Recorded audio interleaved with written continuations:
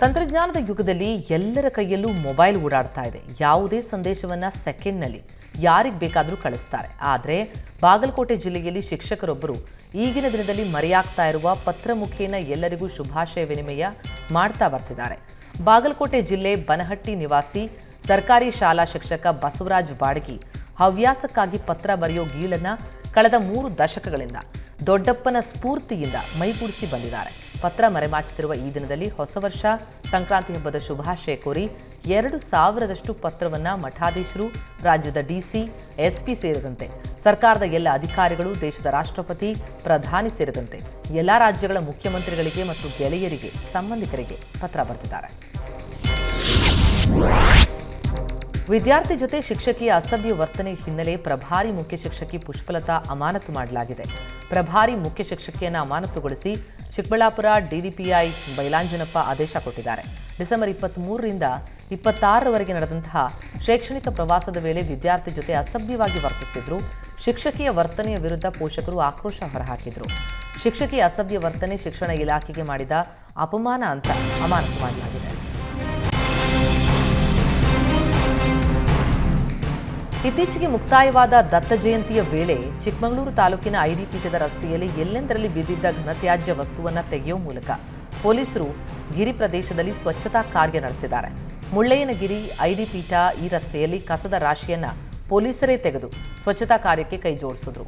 Plastic ನಿಷೇಧ ಇದ್ರೂ ಗಿರಿ ಪ್ರದೇಶದಲ್ಲಿ ಪ್ರವಾಸಿ ತಾಣಗಳಿಗೆ ಬರೋ ಜನ ನೈರ್ಮಲ್ಯ ಉಂಟು ಮಾಡದೆ ವಾಪಸ್ ತೆರಳಲ್ಲ. ಪ್ರವಾಸಿಗರು ತಂದಂತಹ ತಿಂಡಿಗಳ ಪ್ಯಾಕೆಟ್, ನೀರಿನ ಬಾಟಲ್, ಊಟದ ಪ್ಲೇಟ್ ಸೇರಿದಂತೆ ಅನುಪಯುಕ್ತ ವಸ್ತುಗಳನ್ನು ಪೊಲೀಸರು ತೆಗೆದು ಶುಚಿತ್ವ ಕಾಪಾಡಲು ಕಸ ತೆಗೆಯುವ ಸಿಬ್ಬಂದಿಗೆ ಸಾಥ್ ಕೊಟ್ಟರು. ಪೊಲೀಸರ ನಡೆಗೆ ಸಾರ್ವಜನಿಕರು ಪ್ರಶಂಸೆ ವ್ಯಕ್ತಪಡಿಸಿದ್ದಾರೆ. 20 ಜಿಲ್ಲೆಯ ಸರ್ಕಾರಿ ಶಾಲೆ ಮಕ್ಕಳಿಗೆ ಪರಿಸರ ಉಳಿಸುವ ಮತ್ತು ಮಕ್ಕಳಲ್ಲಿ ವ್ಯಕ್ತಿತ್ವ ವಿಕಸನ ಮೂಡಿಸುವ ರೂವಾರಿಗೆ ಸನ್ಮಾನ ಮಾಡಲಾಯಿತು. ಚಿಕ್ಕಮಗಳೂರು ಜಿಲ್ಲೆ ತರೀಕೆರೆ ತಾಲೂಕಿನ ಸುಕ್ಕೆ ಗ್ರಾಮದ ಸರ್ಕಾರಿ ಶಾಲೆಯಲ್ಲಿ ಯುವಶಕ್ತಿ ಕಾರ್ಯಕ್ರಮದಲ್ಲಿ ಶಾಲಾ ಮಕ್ಕಳಿಗೆ ಕಾರ್ಯಾಗಾರ ಹಮ್ಮಿಕೊಳ್ಳೋ ಸಾಮಾಜಿಕ ಕಾರ್ಯಕರ್ತ ಸುಂದರೇಶ್ ಅವರಿಗೆ ಸನ್ಮಾನ ಮಾಡಲಾಗಿದೆ. ನಿವೃತ್ತ ನ್ಯಾಯಮೂರ್ತಿ ಸಂತೋಷ್ ಹೆಗಡೆ ಸನ್ಮಾನ ಕಾರ್ಯಕ್ರಮ ನಡೆಸಿದ್ರು. ಪರಿಸರ ಉಳಿಸೋ ನಿಟ್ಟಿನಲ್ಲಿ ಯುವ ಜನತೆಯ ಪಾತ್ರ ಬಹಳ ದೊಡ್ಡದು. ಈ ನಿಟ್ಟಿನಲ್ಲಿ ಇಂತಹ ಕಾರ್ಯಾಗಾರಗಳು ಅನುಕೂಲವಾಗಲಿ ಅಂತ ಸಂತೋಷ್ ಹೆಗಡೆ ಸಲಹೆ ಕೊಟ್ಟಿದ್ದಾರೆ. ಗದಗ ಜಿಲ್ಲೆ ರೋಣ ತಾಲೂಕಿನ ಅರಹುಣಸಿ ಗ್ರಾಮದ ದಲಿತ ಕಾಲೋನಿಗೆ ರಸ್ತೆ ಕಲ್ಪಿಸುವಂತೆ ಆಗ್ರಹಿಸಿ ದಲಿತ ಕಾಲೋನಿ ಜನ ಕಳೆದ 2 ದಿನಗಳಿಂದ ಪ್ರತಿಭಟನೆ ನಡೆಸ್ತಾ ಇದ್ರು. ದಲಿತ ಕಾಲೋನಿಗೆ ಸಂಪರ್ಕಿಸುವ ರಸ್ತೆಗೆ ಖಾಸಗಿ ಜಮೀನು ಮಾಲೀಕರೊಬ್ಬರು ಮುಳ್ಳು ಹಾಕಿ ರಸ್ತೆ ಬಂದ್ ಮಾಡಿದ್ರು. ರಸ್ತೆ ಬಂದ್ ಮಾಡಿದ್ದನ್ನ ಖಂಡಿಸಿ ದಲಿತ ಕಾಲೋನಿ ಜನ ಪ್ರತಿಭಟನೆ ನಡೆಸಿದ್ರು. ಸ್ಥಳಕ್ಕೆ ಬಂದ ತಹಶೀಲ್ದಾರ್ ನಾಗರಾಜ್ ಕೆ ಖಾಸಗಿ ಜಮೀನನ್ನ ಅಳತೆ ಮಾಡಿ ಉಳಿದ ಜಾಗದಲ್ಲಿ ರಸ್ತೆ ಕಲ್ಪಿಸುವ ಭರವಸೆ ಕೊಟ್ಟಿದ್ದಾರೆ. ಇದರಿಂದಾಗಿ 2 ದಿನಗಳಿಂದ ನಡೀತಾ ಇದ್ದ ಪ್ರತಿಭಟನೆ ಸುಖಾಂತ್ಯಗೊಂಡಿದೆ. ರಸ್ತೆ ಬಂದ್ ಮಾಡಿದ್ರಿಂದ 52 ಮನೆಗಳಿಗೆ ರಸ್ತೆ ಸಂಪರ್ಕ ಇಲ್ಲದಂತಾಯಿತು. ಸದ್ಯ ತಹಶೀಲ್ದಾರ್ ಭೇಟಿಯಿಂದ 40 ವರ್ಷಗಳಿಂದ ಇದ್ದ ಸಮಸ್ಯೆ ಸುಖಾಂತ್ಯ ಕಂಡಿದೆ. ಹಾವೇರಿ ಜಿಲ್ಲೆ ರಾಣಿಬೆನ್ನೂರು ನಗರ ಪೊಲೀಸರು ಭರ್ಜರಿ ಕಾರ್ಯಾಚರಣೆ ನಡೆಸಿದ್ದಾರೆ. 2 ಗಾಂಜಾ ಮಾರಾಟ ಮಾಡ್ತಾ ಇದ್ದ ವ್ಯಕ್ತಿಗಳನ್ನು ಬಂಧಿಸಿದ್ದಾರೆ. ಬಂಧಿತರಿಂದ 2 ಕೆಜಿ 300 ಗಾಂಜಾ, ಇಬ್ರಾಹಿಂ ಮತ್ತು ರಫೀಕ್ ಎಂಬುವರ ಬಂಧನ ಕೂಡ ಆಗಿದೆ. 6 ಲಕ್ಷ ಮೌಲ್ಯದ ಗಾಂಜಾ ಸೀಸ್ ಮಾಡಲಾಗಿದೆ. ಆರೋಪಿಗಳು ದಾವಣಗೆರೆ ಮೂಲದ ಕೆಟಿಜಿ ಬಡಾವಣೆಯ ನಿವಾಸಿಗಳು ಅಂತ ಗುರುತಿಸಲಾಗಿದೆ. ರಾಣಿಬೆನ್ನೂರು ನಗರದ ಬಸ್ ನಿಲ್ದಾಣದ ಬಳಿ ಮಾರಾಟ ಮಾಡ್ತಾ ಇದ್ದ ವೇಳೆ ಆರೋಪಿಗಳನ್ನು ಬಂಧಿಸಲಾಗಿದೆ.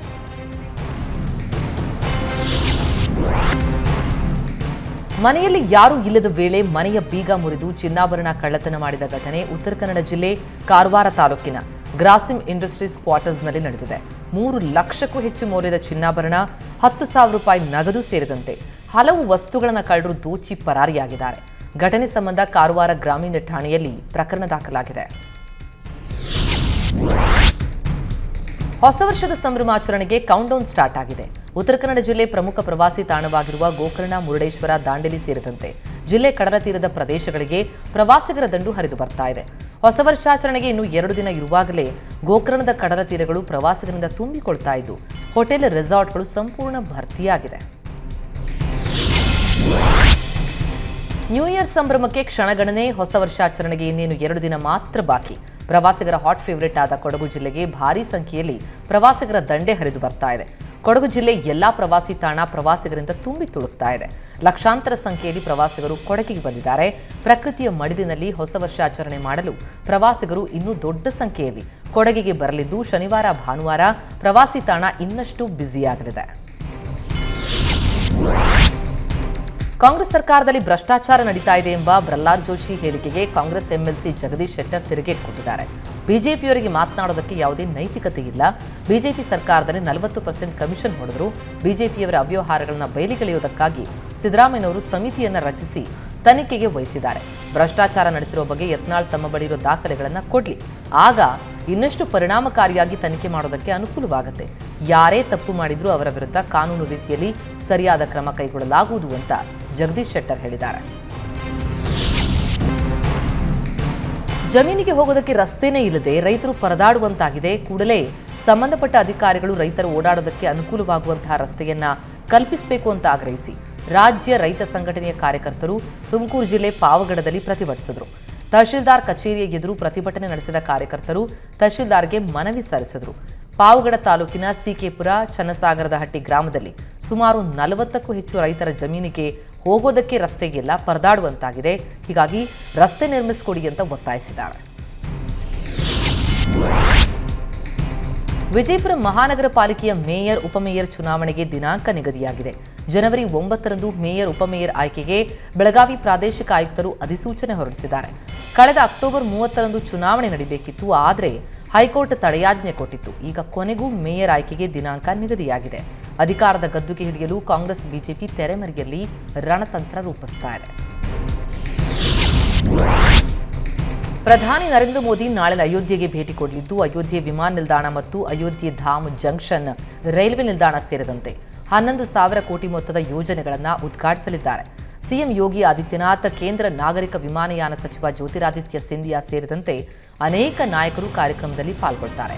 ವಿಮಾನ ನಿಲ್ದಾಣದಿಂದ ರೈಲ್ವೆ ನಿಲ್ದಾಣದವರೆಗೆ 15 ಕಿಲೋಮೀಟರ್ ರೋಡ್ ಶೋ ನಡೆಸಲಿರುವ ಮೋದಿ 2 ಹೊಸ ಅಮೃತ್ ಭಾರತ್ ರೈಲು ಮತ್ತು 6 ವಂದೇ ಭಾರತ್ ರೈಲಿಗೆ ಫ್ಲಾಗ್ ಆಫ್ ಮಾಡ್ತಾರೆ.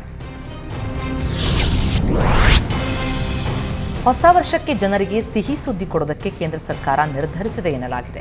ಶೀಘ್ರದಲ್ಲೇ ಪೆಟ್ರೋಲ್ ಮತ್ತು ಡೀಸೆಲ್ ಬೆಲೆ 6ರಿಂದ 10 ರೂಪಾಯಿವರೆಗೆ ಕಡಿಮೆಯಾಗಬಹುದು ಎನ್ನುವ ಚರ್ಚೆ ಜೋರಾಗಿದೆ. ಬೆಲೆ ಇಳಿಕೆಗೆ ಸಂಬಂಧಪಟ್ಟಂತೆ ಈಗಾಗಲೇ ತೈಲ ಕಂಪನಿ ಜೊತೆ ಕೇಂದ್ರ ಸರ್ಕಾರ ಮಾತುಕತೆ ನಡೆಸ್ತಾ ಇದೆ ಅಂತ ಮೂಲಗಳು ತಿಳಿಸಿವೆ. ರಾಷ್ಟ್ರೀಯ ಸ್ವಯಂ ಸೇವಕ ಸಂಘದ ಪ್ರಧಾನ ಕಚೇರಿ ಇರುವ ನಾಗ್ಪುರದಲ್ಲಿ ಕಾಂಗ್ರೆಸ್ನ 139ನೇ ಸಂಸ್ಥಾಪನಾ ದಿನದ ಅಂಗವಾಗಿ ಹೇ ತಯಾರ್ ಹಮ್ ಎನ್ನುವಂತಹ ಬೃಹತ್ ರ್ಯಾಲಿ ನಡೆಯಿತು. 2024ರ ಲೋಕಸಭಾ ಚುನಾವಣೆಗೆ ಕಾಂಗ್ರೆಸ್ ನಾಯಕರು ರಣಕಹಳೆ ಮೊಳಗಿಸಿದರು. ಇದೇ ವೇಳೆ ಮಾತನಾಡಿದಂತಹ ರಾಹುಲ್ ಗಾಂಧಿ, ಒಬಿಸಿ, ದಲಿತರು ಮತ್ತು ಬುಡಕಟ್ಟು ಜನಾಂಗದವರಿಗೆ ದೇಶದಲ್ಲಿ ಹಲವು ಕ್ಷೇತ್ರಗಳಲ್ಲಿ ಸಾಕಷ್ಟು ಪ್ರಾತಿನಿಧ್ಯ ಇಲ್ಲ ಮತ್ತು ವಿರೋಧ ಪಕ್ಷ ಇಂಡಿಯಾ ಮೈತ್ರಿಕೂಟ ಅಧಿಕಾರಕ್ಕೆ ಬಂದರೆ ಜಾತಿ ಗಣತಿ ನಡೆಸಲಾಗುವುದು ಅಂತ ಪುನರುಚ್ಚರಿಸಿದ್ದಾರೆ. ಎಐಸಿಸಿ ಅಧ್ಯಕ್ಷ ಮಲ್ಲಿಕಾರ್ಜುನ ಖರ್ಗೆ ಬಡವರಿಗೆ ನ್ಯಾಯ ಒದಗಿಸುವ ಯೋಜನೆಯನ್ನ ಅನುಷ್ಠಾನಗೊಳಿಸಲಾಗುವುದು ಎನ್ನುವ ಭರವಸೆ ಕೊಟ್ಟರು. ಸ್ನೇಹಿತನ ಜೊತೆ ಚಾರಣಕ್ಕೆ ಹೋಗಿ ನಾಪತ್ತೆಯಾಗಿದ್ದ ಯುವಕ ಶವವಾಗಿ ಪತ್ತೆಯಾಗಿದ್ದಾನೆ. ಕಳೆದ ಭಾನುವಾರ ಉತ್ತರ ಪ್ರದೇಶ ಮೂಲದ ಗಗನ್ ಸಿಂಗ್ ಮಾಗಡಿ ತಾಲೂಕಿನ ಸಾವನದುರ್ಗ ಏಕಶಿಲಾ ಬೆಟ್ಟಕ್ಕೆ ಸ್ನೇಹಿತರ ಜೊತೆ ಚಾರಣಕ್ಕೆ ಹೋಗಿದ್ದ. ಆದರೆ ಏಕಾಏಕಿ ಕಣ್ಮರೆಯಾಗಿದ್ದ. ಹಾಗಾಗಿ ಫ್ರೆಂಡ್ಸ್ ಶಾಕ್ ಆಗಿದ್ರು. ಪೊಲೀಸರಿಗೆ ಮಾಹಿತಿ ಕೊಟ್ಟಿದ್ರು. 4 ದಿನಗಳಿಂದ ಥರ್ಮಲ್ ಡ್ರೋನ್, ಶ್ವಾನದಳ ಸೇರಿ ಎಸ್ಡಿಆರ್ಎಫ್ ತಂಡ ಕೂಡ ಶೋಧ ಕಾರ್ಯ ನಡೆಸಿತ್ತು. ಸತತ 100 ಗಂಟೆಗಳ ಕಾರ್ಯಾಚರಣೆ ಬಳಿಕ ಗಗನ್ ಮೃತದೇಹ ಪತ್ತೆಯಾಗಿದೆ. ಏಕಶಿಲಾ ಬೆಟ್ಟದಿಂದ ಬಿದ್ದು ಆತ ಮೃತಪಟ್ಟಿದ್ದಾನೆ ಅಂತ ಹೇಳಲಾಗ್ತಾ ಇದ್ದು ಪೊಲೀಸರು ತನಿಖೆ ಮಾಡ್ತಿದ್ದಾರೆ. ಕೋಲಾರ, ಬೆಂಗಳೂರು ಘಟನೆ ಮಾಸೋ ಮುನ್ನವೇ ಶಿವಮೊಗ್ಗದಲ್ಲಿ ಮತ್ತೊಂದು ಪ್ರಕರಣ ಬೆಳಕಿಗೆ ಬಂದಿದೆ. ಶಿಕ್ಷಣ ಸಚಿವ ಮಧು ಬಂಗಾರಪ್ಪ ತವರು ಜಿಲ್ಲೆಯಲ್ಲೇ ಶಿವಮೊಗ್ಗದ ಭದ್ರಾವತಿಯಲ್ಲಿ ವಿದ್ಯಾರ್ಥಿಗಳ ಕೈಯಲ್ಲಿ ಶೌಚಾಲಯ ಕ್ಲೀನ್ ಮಾಡಿಸಿದ್ದಾರೆ. ಕೋಮಾರನಹಳ್ಳಿ ಗ್ರಾಮ ಪಂಚಾಯಿತಿ ವ್ಯಾಪ್ತಿ ಗುಡ್ಡದ ನೇರಲೆಕೆರೆ ಗ್ರಾಮದ ಸರ್ಕಾರಿ ಶಾಲೆಯಲ್ಲಿ ಈ ಘಟನೆ ನಡೆದಿದೆ. ಸ್ಟೂಡೆಂಟ್ಸ್ ಬರಿಗೈಯಲ್ಲಿ ಕ್ಲೀನಿಂಗ್ ಮಾಡುವ ವಿಡಿಯೋ ವೈರಲ್ ಆಗಿತ್ತು. ಶಿಕ್ಷಕರ ಸಸ್ಪೆಂಡ್ಗೆ ಸಂಘಟನೆಗಳು, ಪೋಷಕರು ಪ್ರತಿಭಟನೆ ಮಾಡಿ ಒತ್ತಾಯಿಸಿದರು. ಈಗ ಅಧಿಕಾರಿಗಳು ಶಾಲೆಯ ಮುಖ್ಯ ಶಿಕ್ಷಕ ಶಂಕರಪ್ಪ ವಿರುದ್ಧ ನಿರ್ದಾಕ್ಷಿಣ್ಯ ಕ್ರಮ ಕೈಗೊಳ್ಳುವ ಭರವಸೆ ಕೊಟ್ಟಿದ್ದಾರೆ. ಈಗಾಗಲೇ ಜಿಲ್ಲಾ ದೌರ್ಜನ್ಯ ಸಮಿತಿ ಮತ್ತು ಜಿಲ್ಲಾಧಿಕಾರಿಗಳ ಸೂಚನೆಯ ಮೇರೆಗೆ ಎಲ್ಲಾ ಸರ್ಕಾರಿ ಶಾಲೆಗಳಿಗೆ ಸುತ್ತೋಲೆ ಕಳಿಸಲಾಗಿದೆ. ಮಕ್ಕಳ ಕೈಯಲ್ಲಿ ಕ್ಲೀನಿಂಗ್ ಮಾಡಿಸದಂತೆ ಸೂಚಿಸಲಾಗಿದೆ. ಆದರೂ ಈ ರೀತಿ ಮಾಡಿದ್ದು ಸರಿಯಲ್ಲ ಅಂತ ಶಿವಮೊಗ್ಗ ಡಿಡಿಪಿಐ ಪರಮೇಶ್ವರಪ್ಪ ಹೇಳಿದ್ದು, ವರದಿ ಬಂದ ನಂತರ ಕಾನೂನು ಕ್ರಮ ಕೈಗೊಳ್ಳುವುದಾಗಿ ಹೇಳಿದ್ದಾರೆ.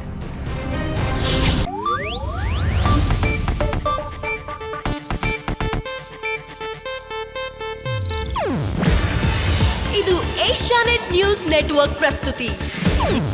ನೀವು ನೋಡ್ತಿದ್ದೀರಾ ಏಷ್ಯಾನೆಟ್ ಸುವರ್ಣ ನ್ಯೂಸ್.